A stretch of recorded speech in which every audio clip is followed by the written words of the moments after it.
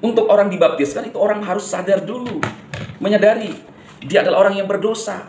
Bukan karena mamanya, papanya bilang kamu sudah dibaptis nak. Kapan? Salam saudara terkasih dalam Tuhan Yesus Kristus. Salam jumpa bagi saudara seiman sekalian dimanapun saat ini berada di seluruh Indonesia dan di luar Indonesia. Saya berdoa roh jiwa tubuh saudara dalam perlindungan Tuhan kita Yesus Kristus. Amin.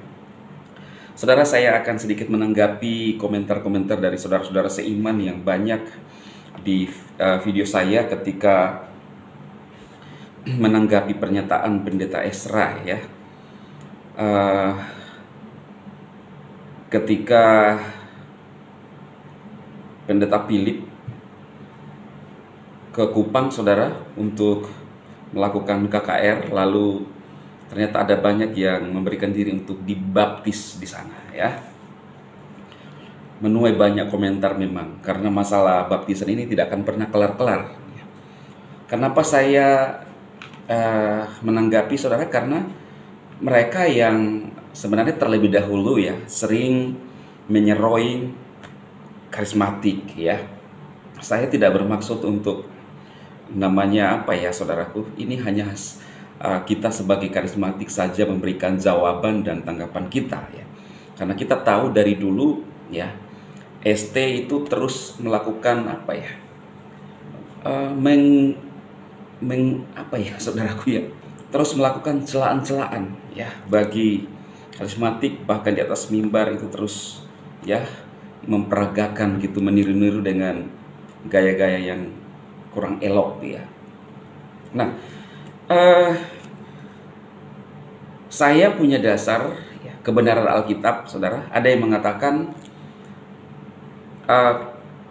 ngapain dipermasalahkan? Memang ya, saudara ya, yang mempermasalahkan itu ya mereka. Ya. Ada yang mengatakan kalau kita sudah satu kali dibaptis, tidak usah dibaptis lagi. Benar, saudaraku. Tetapi permasalahannya kalau orang itu merasa tidak pernah dibaptis, ya. Karena jelas saudara, kita lihat di dalam amanat agung Tuhan Yesus, Markus 16. Kita lihat dari ayat 14 saja sampai 20. Amanat agung Tuhan Yesus.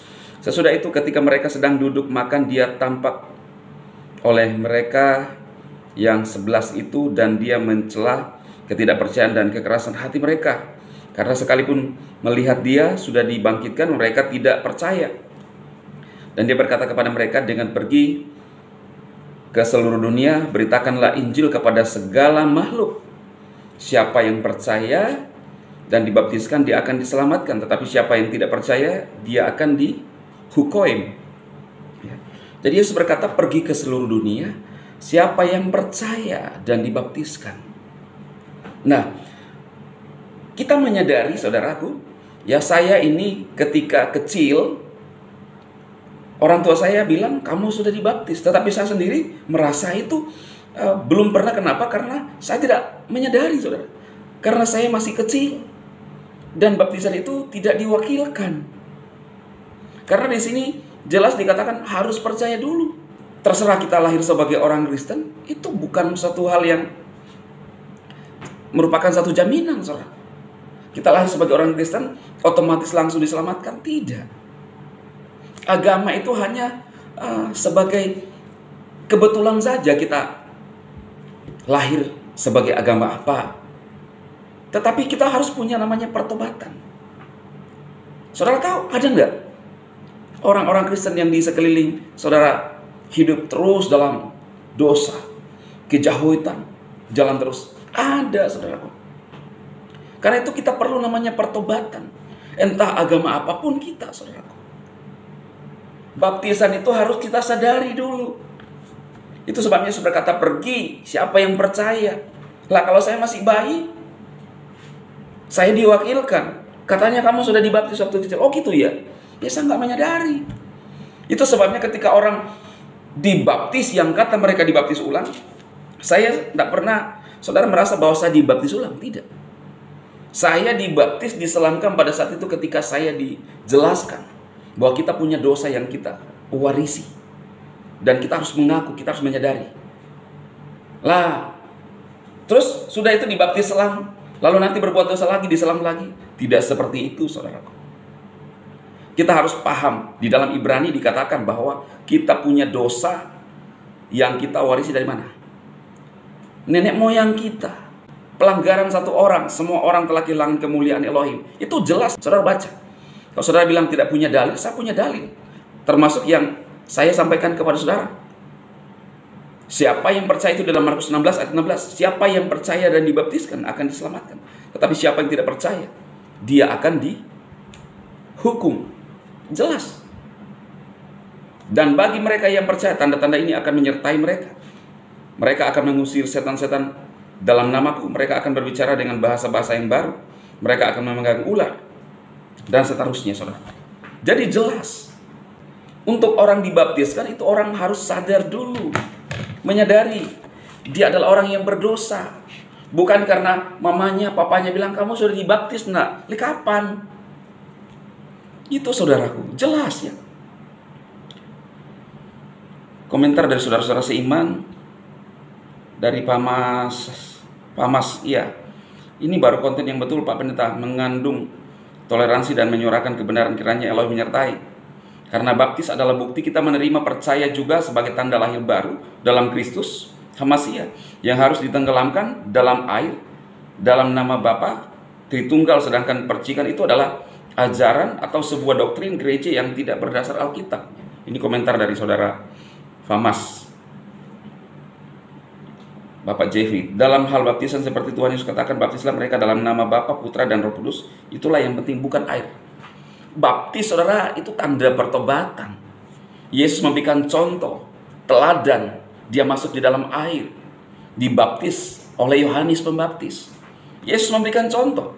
Nah, mereka kadang-kadang mencela karismatik, mengatakan Alkitab ngomong begini. Nah, dalam hal baptisan dia tidak mau ikuti, saudaraku. Kan jelas.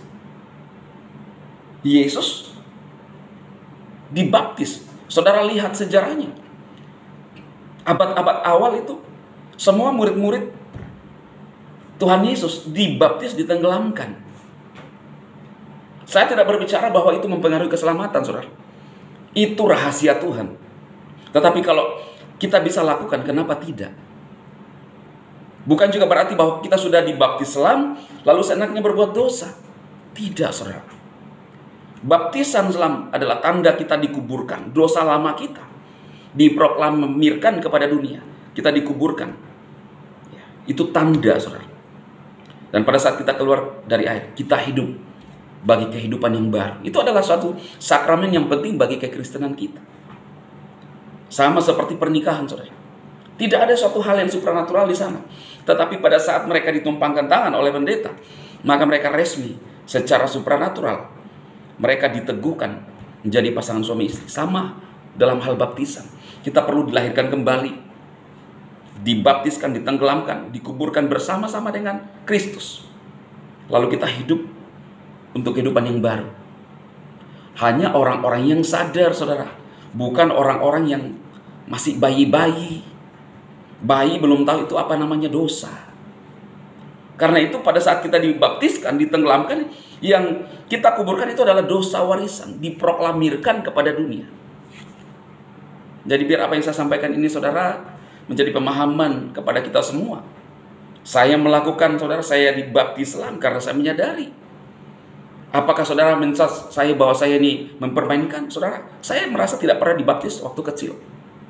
Karena itu saya harus butuh mengakui saya ini adalah orang berdosa. Maka itu saya menyerahkan hidup saya untuk dibaptis. Semoga ini mencerahkan bagi saudara-saudara seiman sekalian untuk kita memahami kebenaran Kristus. Tuhan Yesus memberkati.